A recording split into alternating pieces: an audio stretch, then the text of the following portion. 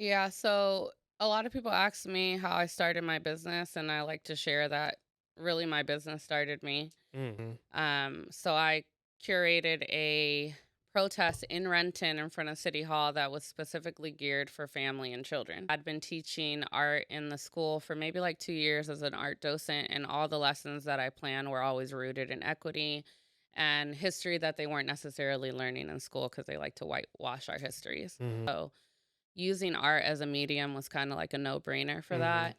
And the Arts Commission kind of saw what I was doing and came downstairs and asked if I would be interested in doing an art walk for the city of Renton, Mm. which was crazy because I'm like, what? I'm just a mom. Like, I don't even know what that means, but I have no impulse control. So I was like, yeah, let's do it. I'll Google my way through it. Like, Yeah, yeah. Yeah. also knowing that it was something that was needed, meeting those 10 visual artists and having to meet all the business owners and asking them to allow me to hang the art in their window fronts because it was COVID. Mhm. So we had to find a way to do the art walk that was still safe. And then searching the web for 14 different Black performance artists and finding a videographer to Mm. record them and finding flat screen TVs that people were willing to Mhm. give me and place it in the windows. And Mm. I was like, damn, like, if I can raise 4 kids, I literally can do anything. Facts. Like, nothing is harder than That's this. facts. Ladies and gentlemen, may I have your attention, please? Are you ready? Are you ready?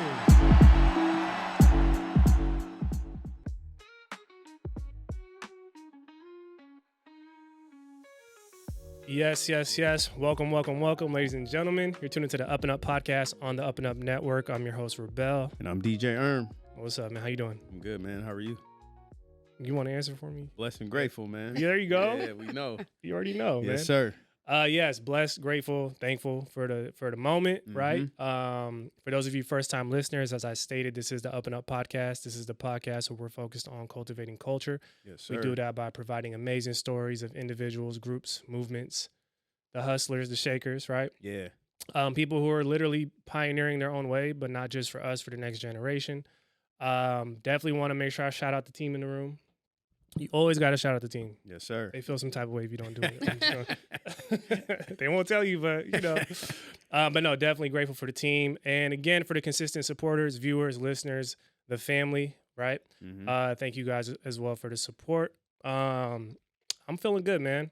Yeah. You know, I feel like when I say I'm blessed, bro, I feel like we're blessed to be in a position to be able to come in here and, you know, offer the platform, right? To allow another story to get told, right? And I don't take that for granted, to be honest, you know.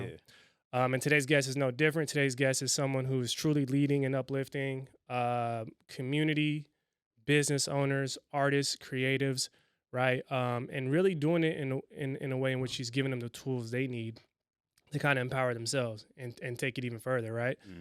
She's a multidimensional entrepreneur, community organizer, art curator, and activist. She's the founder and leader of Elevate PR Management, which is, as she would say, the mothership to various impact businesses, from Black Love Market to Events by Elevate, Cultivate the Collective, just to name a few. You know, I would say a culture cultivator, right? Who's doing what she's doing, keeping things on the up and up.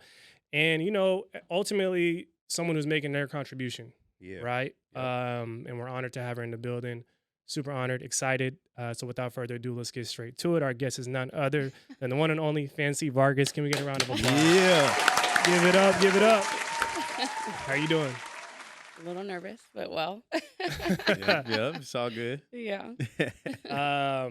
Well, thank you for being here, first of all. Yeah, thank you guys for having me. Yeah, No problem. definitely. Well, we always start every episode with a quote of the day, something to kind of get the vibe right, get the convo started. Sure. Brother man, he's the man of the quotes. Got you. So the quote of the day today is, "You are not a drop in the ocean. You are the entire ocean in a drop." Who's that quote by? Rupi Kaur. Okay. Yeah. That's interesting. Yeah. It's pretty deep. I love that. What do you think about that quote? It speaks to community. I think that individually we think that we can't have impact, but we hold so much power individually, and then together that just expands. Mm. Um, Outside of individuality, the collective power just has so much force and potential to create change in the world. So I really Mm. love that quote. Right. Yeah. Right. Mm. Yeah, that's real. I mean, you can't do anything on your own, Yeah. you know. So before we obviously dive into your journey, which is what the platform is built on, I always love to just get a sense of the now. Mhm. And when we're talking about seasons that we all go through, like, how would you describe the current season you're in right now? Um, I'm in a mini hibernation. I feel like Okay. I had a really, really incredible busy year this year.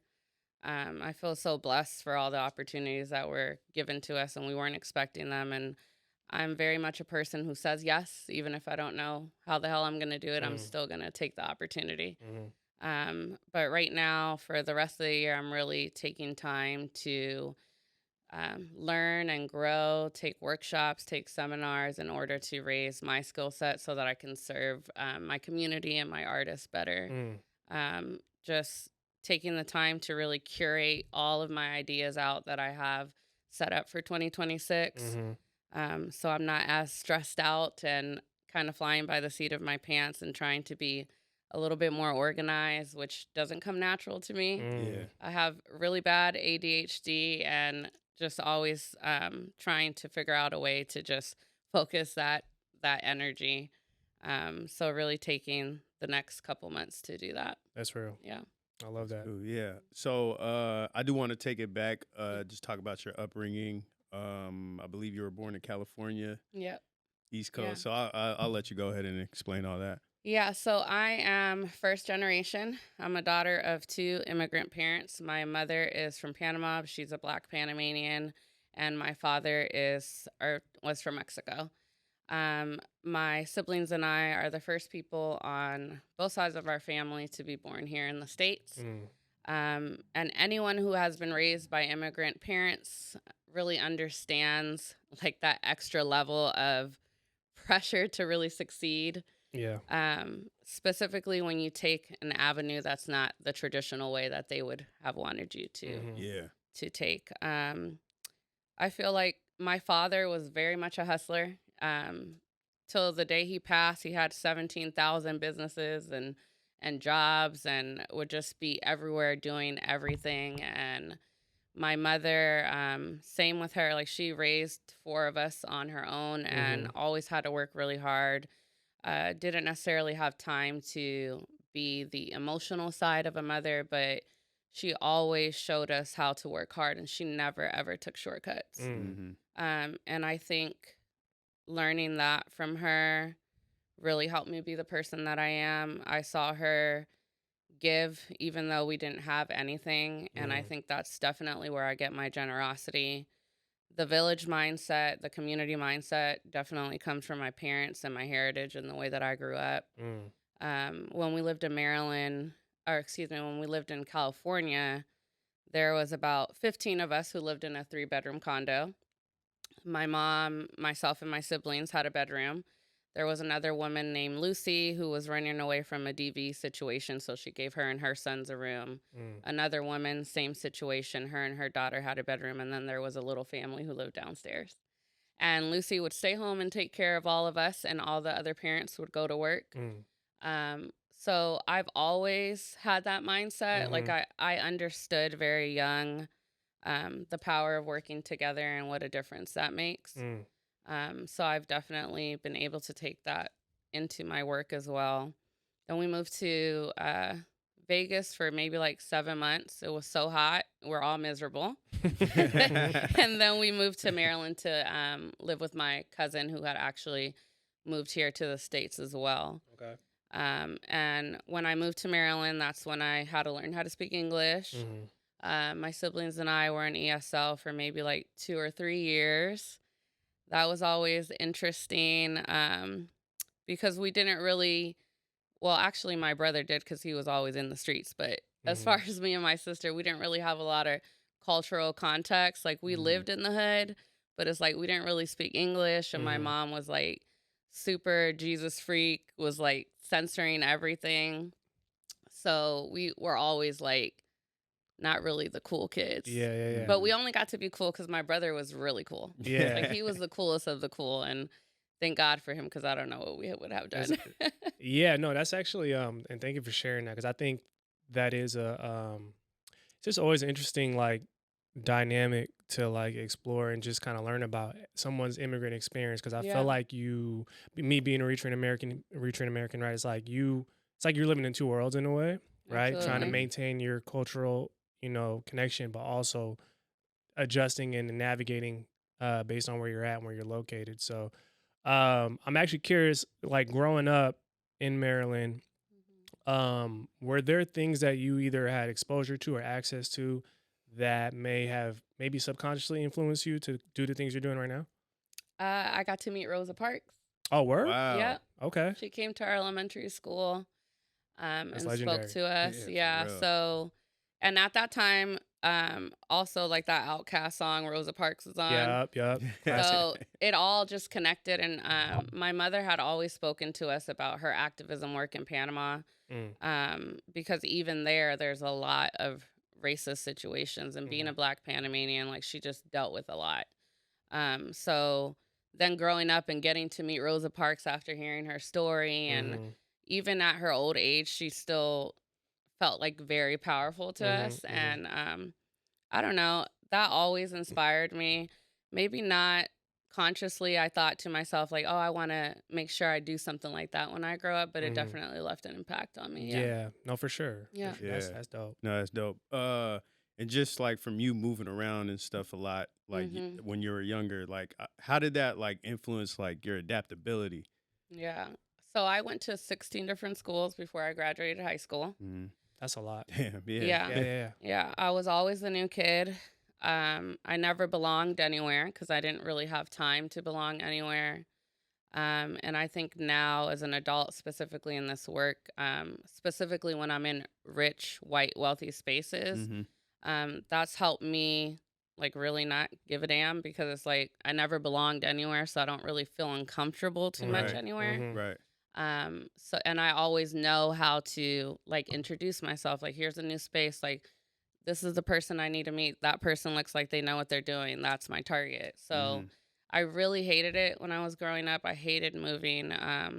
Now as a mother, like I haven't moved my kids at all. Like that's really important for me for them to Yeah. have stability. mm. But um I have tried to take that part of my past that wasn't so awesome and use it to my advantage. So Yeah, yeah. yeah, for sure. Well, you got me beat by like definitely like maybe like 10 schools for sure. I ain't I gonna lie. know. I moved around a It's lot too. crazy. And I like, cause I always bring that up to some of my friends where Yeah. I have a homegirl. She was like, yeah, I went to the same elementary, middle school, high school, like Wow. same kids, same class, Must be nice. No, but I told her, I was like, damn, that's dope. And I was like, man, looking back, I changed schools a lot. But to your point, Yeah. I think it definitely plays into my ability to kind of come as I am and do what be myself in every Yeah. room. So there's pros and cons, Yeah. Mm. Connecting with people quickly but genuinely. Yeah. I feel like Yeah, that's like the biggest skill set for that sure. is given. Yeah. Yeah. Yeah. Yeah, definitely.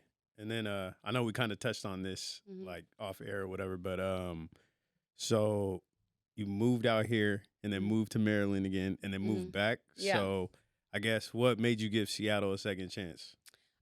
So like I said, my mom worked a lot, so I really was like an additional maternal figure for my younger brother and my younger sister.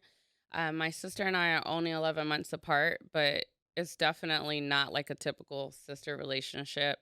And then my little brother is actually 13 years younger than me, so he really was my baby. Yeah. He's 25 now, and I still treat him like a baby, and I probably always will. But them calling me and crying and like I just couldn't take it, so I had to come back. Yeah. Yeah. Yeah. No, definitely. So I'm also curious, like obviously moving to Washington and getting established and like saying, okay, this is home now. How were you able to like plant your roots and like find your community? Like, how much time did that take, and how did you go about doing that? Because I feel like Yeah. this could be helpful for people who are in that position. I know I hear a lot of people who have tough time, whether it's moving for work, whatever the case is, in finding their community. So how did you Yeah. go about doing that? So right around the time I came back, I became a mom, and I had 4 kids in 5 years, which is Mhm. a lot. Mhm. And obviously, I didn't know anybody here. I had purposely moved to Renton because I Googled where the black people were, because I lived in Everett, and I just couldn't do it anymore.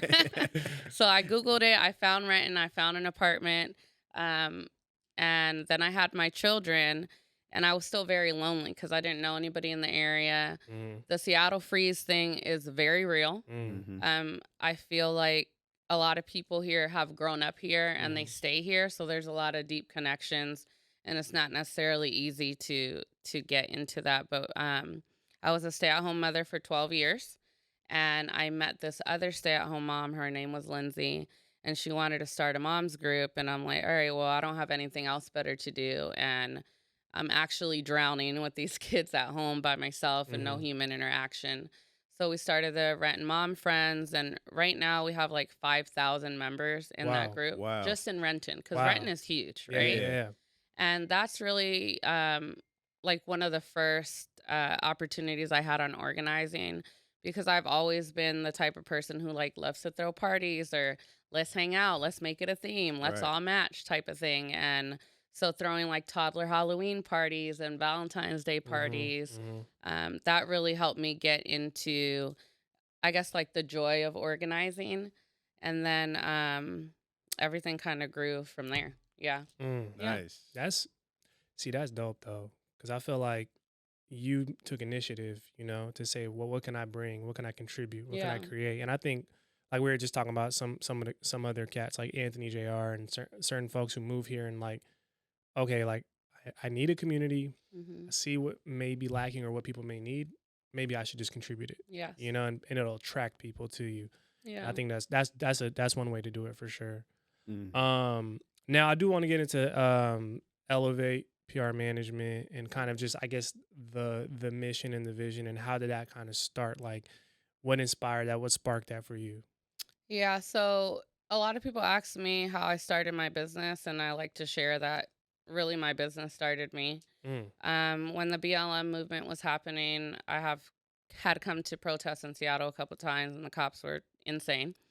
And my older children had asked if they could join me, and I'm like, definitely not in Seattle, because if something happens, then I'm gonna go to jail. Mm-hmm. So I curated a protest in Renton in front of City Hall that was specifically geared for family and children, Mm. where I invited the community's children to come out and express how they were feeling, but through art. Um, I had been teaching art in the school for maybe like 2 years as an art docent, and all the lessons that I planned were always rooted in equity and history that they weren't necessarily learning in school, because they like to whitewash our histories. Mm-hmm. And I found that, a lot of the kids that were struggling in the classroom when it came to the art time, like they really lit up, and just hearing feedback from the teachers, like, oh, we'd never seen little Johnny interact this way, or like he's doing so well. Like, this is the first time we haven't had issues with him. So using art as a medium was kind of like a no brainer for Mm-hmm. that. And the Arts Commission kind of saw what I was doing and came downstairs and asked if I would be interested in doing an art walk for the city of Renton, Mm.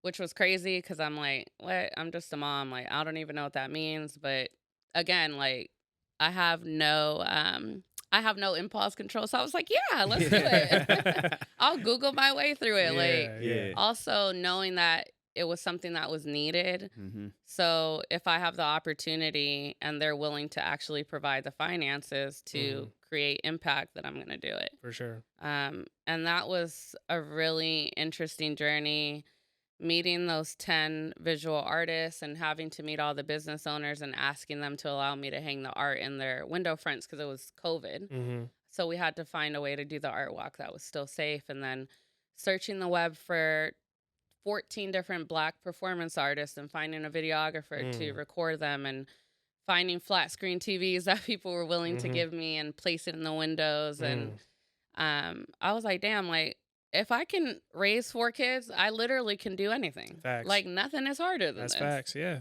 that's real. Yeah, so the art walk went really well. We were even able to put it on an app for our most at-risk population, Mm. so our seniors could enjoy that as well.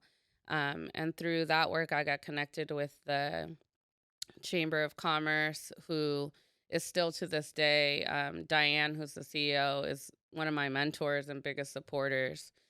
And I got connected to another woman who owned a storefront. She wanted to start a pop-up market Mm-hmm. and just hit me up and was like, "Hey, would you like to be a part of this and be in charge of 3 weeks?" And I'm like, "What? That's weird. Like, why?" Mm-hmm. Like literally, like, why? I'm just a mom. And she's like, "Well, look at what you did with the art walk. Like, Yep. why wouldn't I want you to be a part of this? And I specifically want you to focus those weeks Mm. on businesses and artists of color." So I'm like, okay, and that happened and it went really well. And Mm.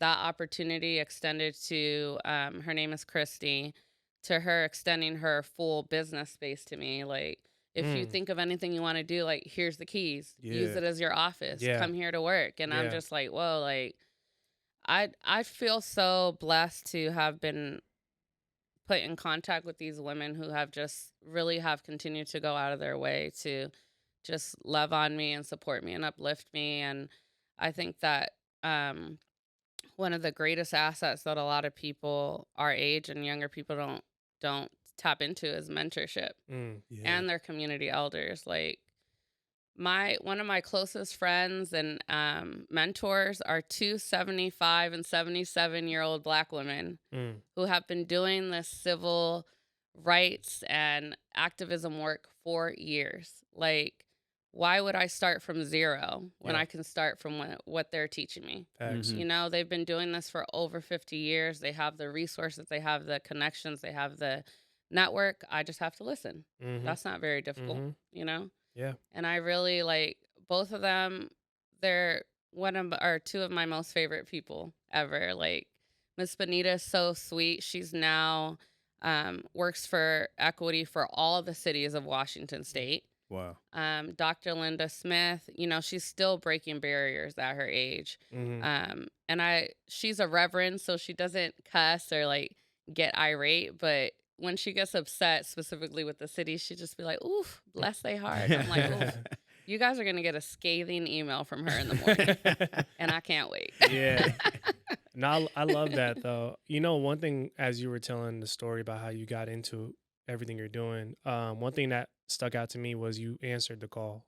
Yeah. You know what I mean? I think sometimes you don't know what's on the other side of that, but immediately you just answered the call, and eventually things started to open up. And I think that could be true for a lot of people, right? Sometimes we overplan and over strategize and over calculate instead of just taking action, Yep. even if I don't have all the answers yet. So that's definitely that's an important piece of getting started. Yeah. You know, for sure. Yeah, definitely. I like the fact that you said like your business started you, Mm-hmm. because a lot of the times it's like whenever somebody's starting a business, it's like, oh, I just want money or Yeah. whatever, and then they start the business and then they kind of it's like not really Yeah. their passion or whatever, and then they're kind of like looking to find their passion. You know what I mean? So I really love that quote. I'm a quote man, so like I really like that. But I also kind of want to switch gears because I read that you taught yourself how to grant write and all Mhm. that. So like I know it's like tough in the creative space when we're trying to get grants and stuff. So Yeah. just kind of wanted you to kind of touch on that. Yeah, so when I lived in Maryland, I think I was 14 years old. We went to this church, and I don't know why the pastor pinpointed my little sister and I and this other fella out, and he just called us into his office, and he's like, "Hey, we really want to work on some initiatives for the youth in the community. Maybe you guys can help us write a proposal or a grant." And I'm Mhm. like, "What? Okay, but Yeah. I'm gonna do it." Yeah. Mhm. So we got the grants. Right. And we were able to do a lock-in and like a basketball, what do you call that when a whole bunch of teams play? Tournament. Yeah, that. Yeah. There you go. I'm not a sports person. No, A basketball tournament for kids in the community, and that meant a lot to me because we didn't have much. And although now I understand that my mother censoring us there was a purpose behind it because I see the type of things that the other girls, teenage girls, were doing that I wasn't doing. Mm-hmm. Um, Around us, there was such a need for it. So many kids like just getting into the wrong things because their parents weren't there. They didn't really have access to resources. So that whole process kind of helped me start that. And then again, when I got back into it after the protests, I was already always been a really good writer. Yeah. And so the logistical stuff like the budgeting and all the other things that grants ask for, I just would ask my mentors, like, hey, I don't understand what this means. Can you please help me? Mm-hmm. And they would. And I think a lot of times people get caught up with not wanting to ask for help because of ego. And it's like, I don't need to know all the things, and I don't need to know or be the boss of all the things. Right. You know, like That's I real. know what I know and I don't what I don't. Yeah. Mhm. Yeah. Yeah. So And I to that point, I think what holds a lot of, especially marginalized communities, back is just a little bit of information. Sometimes we're just missing a little bit of information. yeah. And it's like, and someone could save you time by just telling you, actually, just do it this way, Yeah. like literally, right? Yeah. So that's a good message. I hope people latch on to that. Now, as we're talking about kind of the model of having multiple businesses, right, under the mothership, the umbrella, right? And I, you see like people who are entrepreneurs, or I guess they call them serial entrepreneurs, whatever the case is. From your standpoint, like, how do you go about prioritizing which one gets a certain amount of capacity or time or energy, or is it seasonal? Like, how do you go about balancing all of that? So 5 years in, I'll be honest and say that I just figured that out. Okay. Well, first, congrats on like 5 last years. year. Round Congrats. of Oh, thank applause. you. Round of applause. I know you guys will definitely be invited to the anniversary party next year. Come so I on. hope that you Alright, can join alright. us. Let's go. Yeah, and the first, I feel like 3 years, it was very difficult to figure out how to do all the things efficiently at one time. But I think at the beginning of year 4, I really realized like, oh, there's these 6 things and they all actually can feed into each other. Oh, and we actually can create our own ecosystem with all 6 of these things. Yeah. You know, they all serve different purposes, but they all work cohesively together. Mm-hmm. That's real. That's And real. there are seasons where something is popping and something is not. Like this year, I didn't really do a lot of Black love markets. And if you've spoken to people from the vendor community, I'm sure that you've heard like a lot of them are very frustrated with so many new entities and things popping up where they really look at our vendor and creative community as the way to get money. Mm-hmm. And for me, it's like the pop-up markets, the vendor fees, I always try to keep them very low because I never want a booth fee to be a barrier for someone not to participate. Right. And a lot of the times if a vendor calls me and is like, hey, Fancy, like, I actually don't have any money to participate. Can I pay you after the thing? Yeah, absolutely. Yeah. Like, get here, do your thing, get your exposure, Yeah. and make your money. And then you can pay me when you actually have it. Yeah. So taking time off from that because I really felt like our vendor community has been feeling like they've been taken advantage of. And I want to make sure that the opportunities that I'm providing to them moving forward make sense, that I'm not wasting their time, that Yeah. I'm taking into account that they have to drive, you know, an hour to get here and gas is $8 million a tank right now. You know, they Yeah. got to find babysitters, they got to Right. order Yeah. their products, like all Yeah. the things. And the event business has been very busy this year. So I kind of just, I guess, let the universe tell me what we're doing. I'm working on having a leadership team or people in the business who could help so that we can maintain all the initiatives throughout the whole year because I really believe that they're all so needed and they do such great work in the community. So it makes me sad when I can't be playing with everything at once, but I only Yeah. have 2 hands. Yeah. So I just kind of take it like month by month. And because I've already solidified my calendar for next year, I'm hoping that we can have all of them running efficiently throughout the year. Yep. Yeah. That makes sense. Well, yeah, I mean, it's not black and white either, right? Yeah. And I think that's why I asked that question, because I think a lot of people sometimes, you know, that they're too hard on themselves. Yeah. And it's like, yo, like just be honest. Like some things are better served in a certain time than others, Yeah. right? It's not, and everything deserves its specific season. So Yeah. Yeah, definitely. And I also want to ask you, like, if someone came up to you who's trying to like organize community events and stuff, and they're just like, "Hey, Fancy, I don't know where to start." Like, what would you tell them? I always tell them to find the need. I think that these community organizing should always come from a need from the community, like a specific thing that you see that is needed, and then you just build around that. I think that that helps keep the work genuine and rooted in the work instead of in self, Mm-hmm. as opposed to, hey, I just want to do this because it looks cool and the optics. And there are so many really cool community organizers who have also managed to turn that work into also like, well, now I'm a social media influencer, you Yeah. know? mm-hmm. But having the mindset of starting from service Right. instead of for attention Yeah. is always what I say. Like, also like check where that desire is coming from. Mm-hmm. And even myself, like, through all the years, I check myself on a regular basis. Like, things don't go the way that they're supposed to. Like, why are you upset? Because it didn't work well for the people that you're serving, because you don't look good doing it, Right. you know? Yeah. So, That's real. No, that's I real. like that. I actually did want to go back to 2020 Black Lives Matter movement. Because I think that, first of all, like that's just dope. Like giving the kids a platform, the youth a platform to protest. A lot of times they're kind of like, oh, this is grown folks' business. Let me let them handle it. Like, what was that like? Like, what was your takeaway from that when you seen them be able to like be empowered? Obviously, they're probably not as radical as some of the adults, but I you know, I think it's important to get them active early. Yeah. I don't know. My 10-year-old is pretty radical. Yeah. I have to tell her, like, you can't say that outside of the house. But she's like a little baby Black Panther, and I love it. Yeah, that's dope. That's That's dope. dope.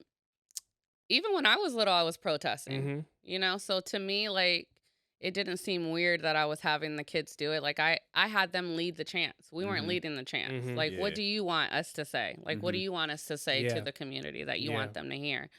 And them being able to hear that from an adult, like, I would say to my kids all the time, like, I understand that you're just a child and you're one person, but I fully believe that you do have the ability to make change. And it doesn't have to be on such a massive level, you know, like ripple effects.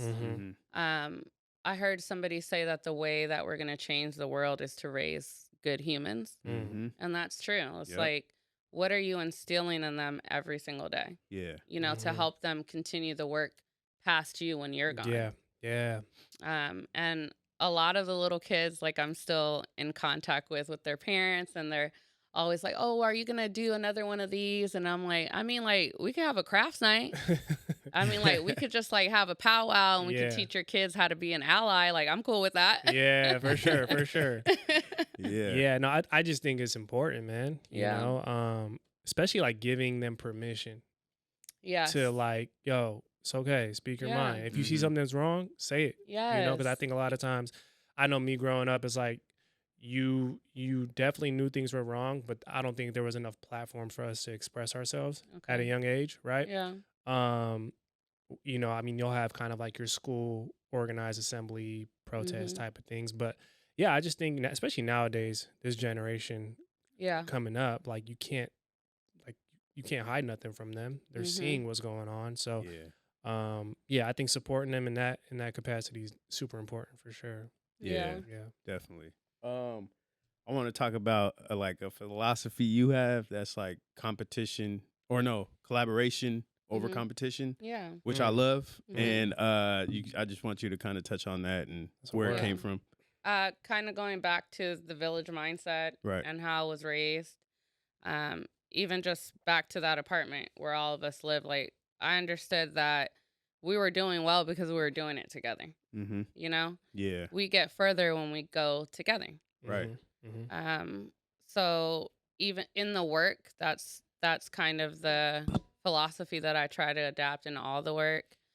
And it's very difficult for me to work with people who don't have that mindset. Mm-hmm. Because I don't want to be in like that vibe. I don't want Yeah. to be in that mindset where it's like, this isn't what we're doing here. And I Yeah. also feel like that type of energy spills out into the work. Mm-hmm. And it's taken me a long time to find my like core group of people. And actually, Anthony took me out for pizza.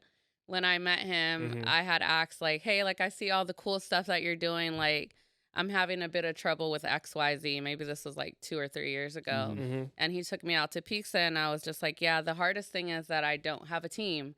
And it's very hard to do everything by myself. And he's like, Fancy, it's okay. It took me 5 years Yeah. to find my team. Mhm. Mm-hmm. And I was like, really? He's like, yeah, we've been through a lot of people. It take me 5 years to really find the right team. Mhm. So now I feel like I'm in that place and working with people who have that same mindset of collaboration over community, Mm. or community over competition. Mhm. And you can tell by the way that they show up for sure. other members in our collective. For sure. For sure. That's and I think like, man, we just got to do our homework on people, Mm-hmm. right? Because I think a lot of people will like reveal it through the work they do, Yep. right? And I think, like you said, I think none of this exists without collaboration. At the end of the day, Yep. our platform doesn't exist without collaboration. If we're not seeking people out, there's no reason for us to be here, right? So I think it's something that needs to be pushed more. And to your point, though, it does have to be aligned, Yeah. right? Because I mean, Right. through the intention of wanting to collaborate, you might come across people who don't align. Yeah. And it's not to say that you don't want to collaborate with them, but it's sometimes just things don't align, and Yep. you know. Yeah. And knowing when to say no, which I had a hard time with in the beginning because I just wanted, like, yeah, I want everybody to win and everybody to be happy and you get some money and I get some money. And it's like, you have to also be intentional about the type of energy you bring into the work. Yeah. Mm, And that saying, like, everybody can't come with you, like, that's real. yeah. Mhm. And that sucks for me because I do really want everybody to Right. come with me. Mm-hmm. But sometimes that's just not the case. Mhm. So, For sure. For sure. I mean, Yeah. it's two-way street. I think people need to also know where they want to go. mm-hmm. Yeah. That Ooh, makes that's a good one. that makes it easier. I'm gonna tell my artists that. Yeah. My other children. I also want to ask you, like, I guess from your point of view, how does art like shift people's perspectives on like social injustice or whatever Yeah. pretty much. Yeah. I feel like art is such a powerful tool to first touch people's hearts. Mhm. And that's really where I think the power comes in. It touches their hearts and allows them to lower their barriers and open their minds to listen to what you have to say. And from 2020 to 2022, having conversations around the BLM movement and equity, like that's what I found the most powerful is when it is around an art event or an art experience. A lot of the people that you probably wouldn't have been able to, I guess, break through were really more open to it because they had visuals surrounding it. Mm. You Yeah. know, Mm-hmm. it's always been something for me that has provided solace. Just growing up in a crazy childhood, music was Mhm. like my art avenue Yeah. to really that provided me peace and hope. Yeah. Music on the radio and really like gospel music because of church. Mm-hmm. So I've always had a lot of reverence for art in general. And my older brother was a really amazing artist. Like Mm-hmm. when we were little, he would design all these homes and would help us draw pictures. And you guys remember those S's that we used to draw with Yeah. the Oh, three man, lines? legendary. Come on now. You know, Yeah. like he spent hours teaching us that. He's like, y'all ain't gonna make me look They stupid. need like to put that in can- these. Yeah, Yes. that's Picasso level. Yeah, That's for like, real. come on, That put that in. is. I should put that in my art Legendary. critique, I swear. actually. I'll buy that. We'll hang that up. Yeah. That's on fine. everything, yeah. I love that. Yeah, no, that's real. I think I love that though, because one thing I'm getting, and we just had the homie Sharp Skills. Mhm. Oh yeah. Yeah, we had Mhm. him on recently, and the conversation was about there's more than one way to protest. There's more than one way to be an activist. There's Mhm. more than one medium to use. A lot of times people think it's having the bullhorn and being on the front lines, and it's Yeah. like, nah, man, whatever you feel is going to contribute, whether it's Yeah. that painting, whether it's that song, whether it's that poem, whatever the case is. Some people are more receptive to that. Yep. You know, not everybody's a rah type of person. Yeah. Exactly. Sometimes I need Kendrick or Tupac to tell me what to do, and I'll take it from there. So I love that. I love that you brought that up. Yeah. It's No, I think important. it's dope because, like you were saying, pretty much it kind of brings the introverted people into the space too, where they're Mhm. just like, oh man, I don't really have a loud voice, but I could see that. I could see, and it's kind of Yeah. like, I just think it's just a dope concept to like go through the arts and kind of like show people change or what should change and all Yeah. that. So yeah. Yeah. I also want to ask you, like, when you're putting on like an art walk or an art exhibition, what's the process like for you? First, I deep dive into my ADHD creativity. Realistically, I'm sitting on like 25 decks at any given time Oh yeah. of just ideas that I've already fleshed out, and I'm just waiting for the universe to send me the right partner. Gotcha. Or maybe the right community organization that might need our assistance highlighting the work that they're doing, and one of my ideas would actually help do that. Yeah. I like that. So a lot of the times it'll come to me, and I will listen to what's coming to me and actually work it out and write it down. Mm-hmm. And it might not necessarily be for anything right then or right there, Mhm. but eventually the universe will send me what it's for. No, that's real. Yeah, that's Yeah. dope. I love that though, because you got to get that idea out. Yeah. You got to express it. You got to make it real. Yeah. But sometimes the timing is just not right now. Yes. Yeah, I love that. Yeah. I do that too. I do that with a lot of things. So it's important. Yeah. I'm actually curious. I love asking this question because I feel like it's important. But how do you go about, well, as an entrepreneur or professional, why is self-care important? And how do you go about doing that for yourself? And what way do you do it? If you do it. I don't do it. I was like, I'm like, who snitched on me? I'm going to be honest, and I'm trying to be very intentional about fixing that because I really don't do that. Like, being a mother in general, like, you just are always naturally going to put yourself on the back burner. And then, having the artists and wanting to serve them and wanting to serve the community. Last holiday season, I had a lot of loss in my family, Mhm. and I didn't ever stop working. I kept working. I kept working. I kept Yeah. working. And at the end of August, I'm just like, damn, like, I can't keep working anymore. Like, I need to take a break, and sitting with that and realizing, like, oh, shit, like, you actually don't really take care of yourself. Like, how you not dead? Yeah. You know? Yeah. And so, like, making myself make sure that I'm going for a walk or a hike at least once or twice a week, like, that's very important for my mental clarity Yeah. because I spend so much time and energy taking care of other people and Yeah. serving my community. Like, that's the one thing I can do for me. Mm. And my dog, like, he's my emotional support dog. Mhm. He's a good listener, and he doesn't talk back. He doesn't talk back. Yeah, so he, like, he has to be taken care of. He Right. has to go on walks. Yeah. So that actually helps me then go on walk because I really care about my dog and I want to Mhm. take good care Yup. of him and make sure he doesn't get old or fat. And then also trying to carve out time for next year. Why I did my calendar already to take time off. Like, okay, I just had 6 events in a row. This weekend, I'm going away, like, by myself into Yeah. the woods where there's no Wi-Fi and I can just decompress. Yeah. Yeah. Also turning off my phone a lot, not feeling the urgency to respond to everything and everyone. Yeah. Right. Yeah. I have 7 different business pages on Instagram that I manage. Mm. Setting those boundaries and telling my friends, like, please stop DMing me on all these pages and text my phone so that I can get back to you when I have time. Yeah. Mm. When I'm trying to navigate business on this and setting boundaries and telling them, like, if we're talking business, please email me. Yeah. Yeah. And that took me a really long time to do. But I think that the setting boundaries has been the most important thing for me to actually get put in practice in order to take care of myself. Mm-hmm.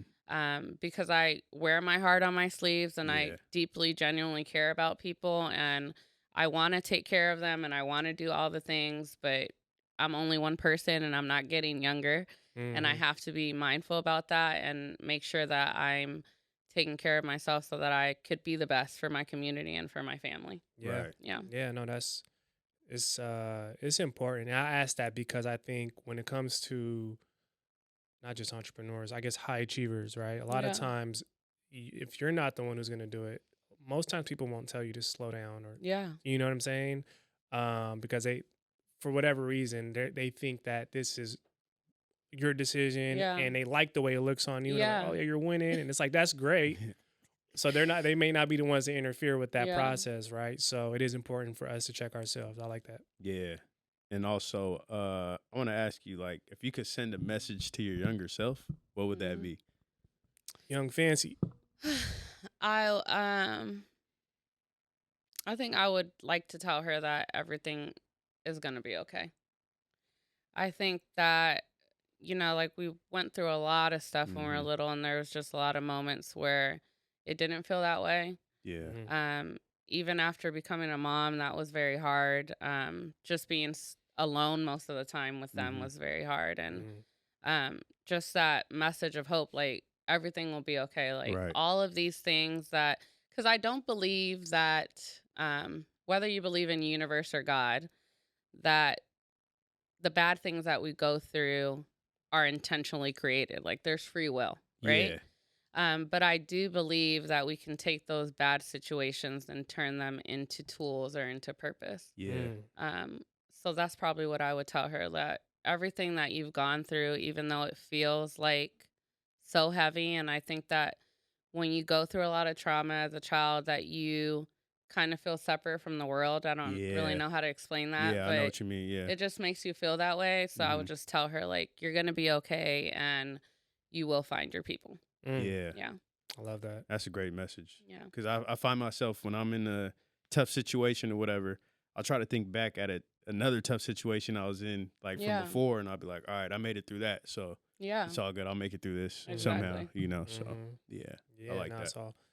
it's all reference points. Yeah. Mhm. Yeah, I am curious, what excites you for the future?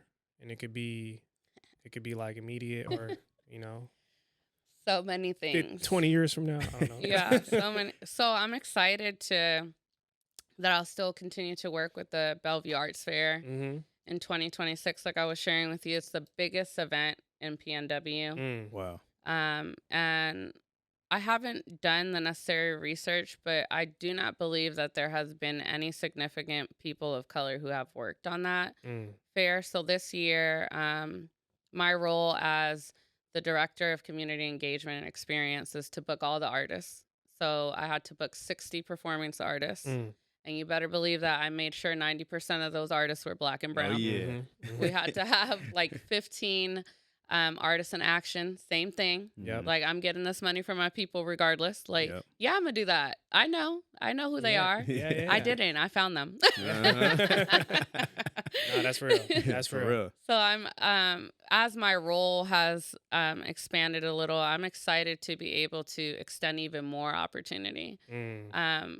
I get so excited when I'm asked to do something and immediately think about how that could impact and branch out to support and uplift other people. Yep. Mm-hmm. And next year, there's so many cool events that we are planning, and collaborations and new initiatives and new programs, and it's gonna be dope.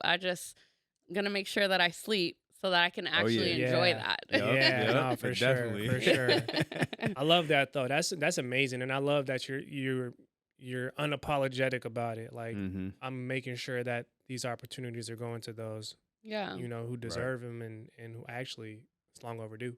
Yeah, because let's face it, like, we're literally the shit. Mm-hmm. We literally do Hey. everything the best. Yep. Yeah. Everything awesome that's cool comes from us. Yeah. Mhm. Literally. Yep. So it's like, why wouldn't they? No, for Exactly. sure, for sure. Exactly. You know what's crazy? I have this, like, I always say, like, if an opportunity that you receive doesn't turn into an opportunity for someone else, that Mhm. opportunity is wasted. Yes. That's how I always think about it, right? Yes. We're all opportunists, obviously, but I think that's how I normally try to think about opportunities that I've been provided, is like find a way to make sure that it can become another one for someone else. Yeah. So I love that. That's fire. Yeah. Okay. Also, oh my bad. Were you gonna say? No, something? go ahead. Oh, okay. I was just gonna ask you, how can people get in touch with you? Elevate PR and all that. If you wanna. They can DM on any of our social media events by Elevate, Cultivate the Collective, Black Love Market. Probably not Prism because I'm always forgetting that password. Sorry, you know she got a lot. You I'm real. like, oh, shit. Or via email. That always works also. Yeah. Yeah. I have a business cell phone number. Mhm. I'm not going to give it out to the world, Yeah. but like, you know, when conversations get to the point where we need to Exactly. communicate more, Mhm. then I always have that as well to make sure that people are able to get a hold of me. Got it. Yeah. Got it. Well, yeah, make sure to tap in, y'all. Yeah. Final question. Yes. So if you can, what's one word to describe what keeps you on the up and up and why? Community. Mm. Yeah. It's given me purpose. Like I said about moving around so much, like I never felt like I fit in. It's given me belonging. Mhm. I think as someone who's had so much instability, like that has been so important to me. Mhm. And, you know, a lot of people have opinions about my work and about the way that I do my work. And, you know, they equate success to profits, and I do not. Mm. There you go. It's people over profits for me always. Mm. It'll always be that.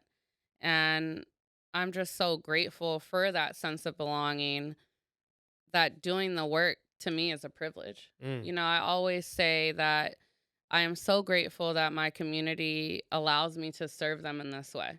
Mm. And I really mean that. You know, Yeah. like the people that I work with and the people that I serve mean so much to me. Mhm. And I just hope that I do them proud with everything that I do. Mhm. Yeah. Yeah. Mhm. Well, Fire you too. you Wow. definitely are. You definitely are doing Yeah. making them For proud. sure. And I think it's evident in the work, right? And the people that have been impacted through the work. So, but yeah, just want to say thank you for pulling up first of Yeah. all. Thank you. Thank For you. sure. I always say these episodes are right on time, even though they feel long overdue for us. But man, yeah, thank you so much, and continue Yeah. doing the great work. We wish you much success moving forward with everything you got Thank you. going on. Always. And that, with that being said, I think it's safe to say Fancy Vargas is officially a member Yeah. of the UpNUp. Can we get a round of applause? Yay! Hey. And that's a wrap. Okay, that was already an hour. Super fast. To continue supporting the podcast and the entire Up and Up movement, be sure to rate, review, like, and subscribe. As well as follow us at _ the UpNUp on all social media platforms to stay connected with everything the UpNUp has coming your way. Thanks for listening, and until the next one. Keep it on the UpNUp.